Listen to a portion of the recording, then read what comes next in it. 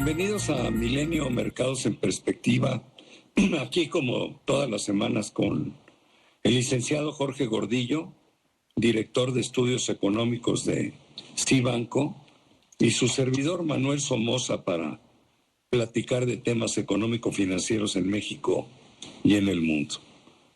Y como siempre empezaré comentando sobre qué sucedió en las principales bolsas del mundo y con las principales monedas. Y tuvimos una semana muy atípica, en primer lugar, porque se dio el feriado del Día de Acción de Gracias en Estados Unidos.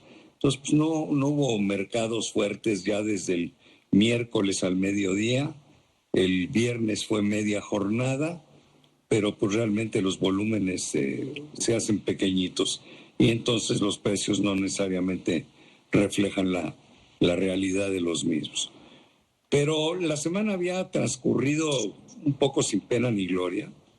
Vamos a decir cuáles eran los dos factores de incertidumbre. Bueno, los adelanto, era el tema de la cuarta ola del COVID-19 que se empezó a dar en Europa y el tema de que como la inflación no empieza a ceder, pues hay voces que anticipan un endurecimiento de la política monetaria por parte de los principales bancos centrales del mundo, ¿no?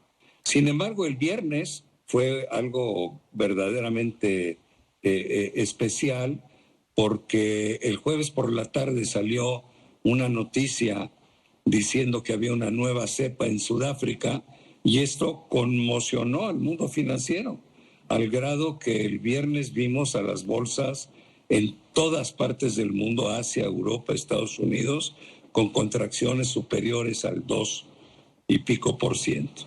Y con eso, bueno, pues se borraron las utilidades que podía haber habido de lunes a jueves y el resultado, pues no es bueno, ¿no? En Japón, el Nikkei se contrajo 3.34. En China, sorpresivamente, el mercado estuvo lateral. En Europa también se perdió el 3.73 en el Eurostock. El Dow Jones perdió el 1.91, el S&P el 1.57, el Nasdaq el 2.51. Pero en el caso de monedas, el peso mexicano perdió 4%. A ver, esta es una caída francamente importante. Y sin embargo, el euro no se movió. O sea que esto sí obedece a factores más de país en proceso de desarrollo y algunos temas internos propios, ¿no? El real, por ejemplo, tuvo una ligera caída en los 5 días, pero del 0.5%, ¿no? Tampoco se vio lo que se vio en México. La que sí perdió muchísimo fue la lira turca, bueno, pues por problemas que ya hemos venido comentando, y la actitud de Erdogan de tratar de meterle la mano a su banco central, ¿no? Que nos sirva de experiencia, ¿no? Pero por lo demás, pues sí fue francamente una mala semana para el peso. Ahora bien, vamos a empezar con el tema general, el tema global. Yo creo que hay dos temas que están lastimando enormemente los mercados. Uno, el famoso COVID-19, donde, a ver, nosotros no somos científicos, ¿no? Nos cuesta muchísimo trabajo saber si lo que leemos es exagerado, es cierto, etcétera. Lo que sí sabemos es que ahí está. Lo que sí sabemos es que el tema no se ha terminado y que los países actúan en forma muy distinta para controlarlo. Pero bueno, eso ha estado generando ruido y incertidumbre. Pero también algo más importante todavía dentro del sector financiero es esa sensación de prisa por ver que la inflación empieza a ceder y como esto no ocurre, bueno, pues entonces muchos inversionistas piensan que los principales bancos centrales del mundo van a endurecer la política monetaria. ¿Cómo? Bueno, por ejemplo, haciendo más rápido el tapering, que en lugar de disminuir en 15,000 millones de dólares la Fed la reducción de estímulos, pues la eleve a 20 o a 25,000 millones y que acabe en lugar de junio, que acabe en marzo. Y también que finalmente el Banco Central Europeo salga a empezar a recortar este tipo de estímulos. Pero lo peor es que también algunos han empezado a anticipar el ciclo de alza en las tasas de interés. Todos casi coincidíamos en que las tasas de interés van a empezar a subir el año entrante, pero lo van a empezar a hacer en la última parte del año. Sin embargo, hay algunos que dicen, no, yo creo que esto pudiera empezar a suceder en junio. Bueno, pues eso es un enorme anticipo, ¿no? Y hay que recordar que cuando un gobierno o un banco central, incrementa la tasa de interés, le da mucho más valor a su moneda. Entonces, si realmente sucediera eso, lo que vamos a ver es un fortalecimiento del dólar muy importante, sobre todo con países emergentes, porque en Europa pues no están mancos y seguramente el Banco Central Europeo actuará de la misma manera que la Reserva Federal y ahí más o menos se equilibran. Pero un país como México, o como Brasil, o como Perú, o como Colombia, pues no tenemos dónde defendernos, ¿no? Entonces yo creo que eso es lo que ha estado molestando la perspectiva de cierre del año. Y yo no la tengo clara. No sé realmente si esta cuarta ola es tan seria como dicen que es, o es algo más localizado.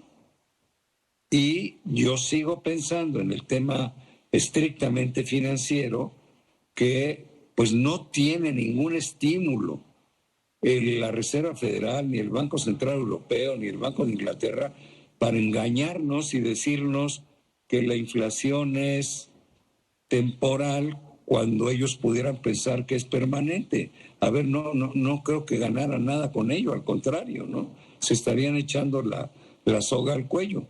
Yo honradamente, cuando oigo las explicaciones del porqué de la inflación, pues yo sí me quedo con que puede ser transitoria o que es transitoria, aunque esta transitoriedad pues hay que tener un poquito de paciencia, ¿no? Yo veo la inflación en Estados Unidos declinar en la primera parte del año entrante y la de México en la última, ¿no? Pero bueno, te dejo el piso, mi querido Jorge. Gracias, Manuel. Saludos a todos. Efectivamente, están pasando cosas muy interesantes, muy importantes y justo al final del año, porque, como dices, el mercado se enfrenta a una situación de preocupante de inflación que sigue en niveles que no hemos visto que no estamos acostumbrados en muchas décadas. Y volteamos a ver al Banco Central qué reacción va a tomar. ¿Tú vas a hacer tomar control para tranquilizar la inflación? ¿Puedes hacerlo? Y en esa discusión nos hemos llevado varias semanas y los mercados claramente se han ido corrigiendo de manera a favor del dólar, en contra de muchas monedas emergentes, en contra de muchos mercados con menor riesgo. Pero ahora se le junta este tema de la cuarta ola, se nos acerca el invierno, la gente se empieza a encerrar y empiezan a haber nuevos rebrotes de contagios, mucha gente que no se ha vacunado en algunos países.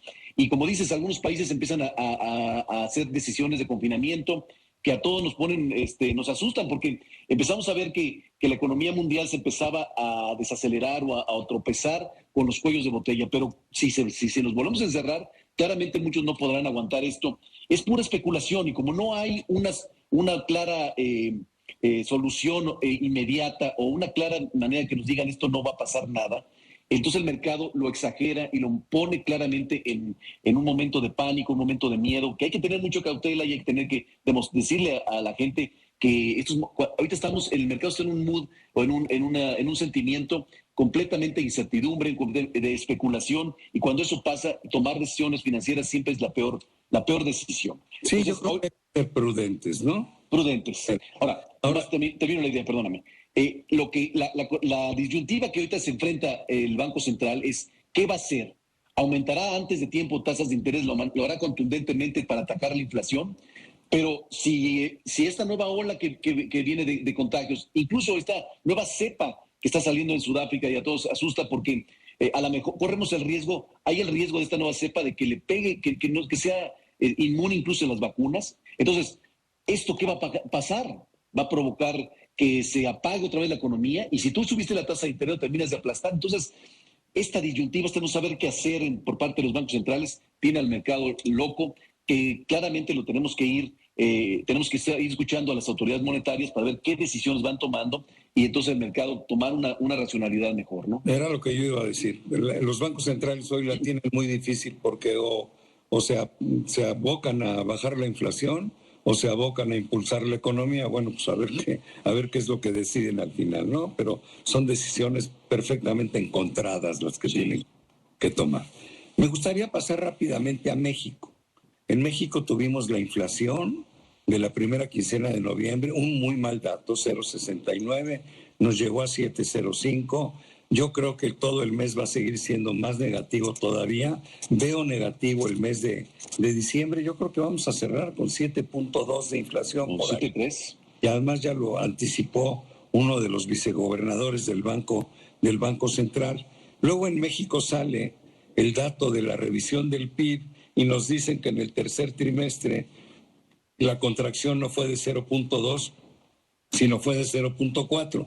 Bueno, a mí la primera conclusión que me lleva es que con la aritmética que hago, pues ya no me da para que tengamos un crecimiento del 6% este año. Yo creo que el crecimiento va a estar entre el 5,5% y el 6%. Y luego en México tuvimos el cambio en la designación a quien puede ser el próximo gobernador del Banco Central. Se quita al señor Herrera, se pone a la señora Rodríguez. Yo creo que ese no es el tema. El tema fue que a los inversionistas mexicanos los agarraron por sorpresa, porque además no se dio ninguna explicación de por qué se hacía el cambio. Entonces, bueno, pues las sorpresas normalmente no le gustan al mercado. Yo creo que la señora Rodríguez tiene calificaciones académicas y de experiencias suficientes para poder hacer una labor en el Banco Central. La duda que tiene el mundo, y nos lo dará el tiempo, o los mexicanos por lo menos, y sí va a defender la autonomía del Banco Central, que por cierto, en un video que ella misma sacó hace unos días, pues dice muy claramente que está comprometida a defenderla. Entonces, bueno, pues esperemos que por ahí vaya. No sé qué más quieras aportar en relación a lo que pasó en México, mi querido Jorge. Sí, bueno, nomás sumarle a tu comentario. Efectivamente, es una buena noticia que diga que dé la tranquilidad de que va a ser independiente, que va a ser autónoma la nueva gobernadora al Banco de México. Pero otra dificultad es que va a llegar en un momento muy complicado para los banqueros centrales. Es un momento ahorita que todo el mundo que no quisiera tener en ese momento. O sea, de por sí es difícil